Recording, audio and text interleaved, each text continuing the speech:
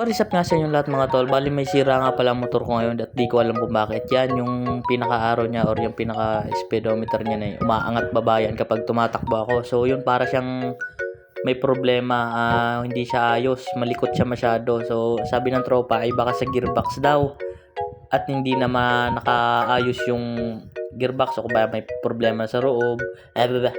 Sa loob or sira na or baka may may bungi na. So kaya ngayon titingnan natin at para malaman kung ano nga ba problema nitong aking gearbox na to sa loob, kasi talagang ang pangit ng mga tol pag tumatakbo. Napakalikot nung nung analog na yun, yung pinaka-arrow niya.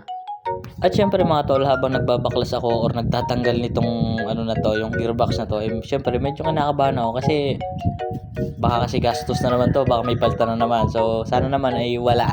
Sa part nga na to mga tol ay nabaklas ko na, siyempre papakita ko sa inyo yung pinaka-loob or kung may problema ba. Pero nung tinignan ko siya mga tol ay wala naman akong nakitang problema at iniikot-ikot ko, wala naman siyang problema mga tol.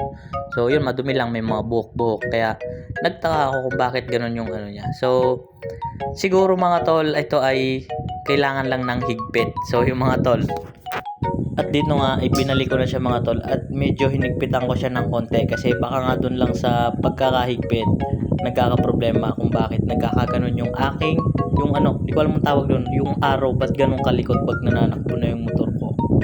At yun na nga mga tol, confirm na yung problema dun nga lang sa gearbox. So medyo maluag lang siya, kaya nung hinigpitan ko na siya at test drive, hindi ko pinakita sa inyo yung pag test drive ko, ay okay na ulit siya mga tol, hindi na siya ganun kalikot, steady na ulit siya.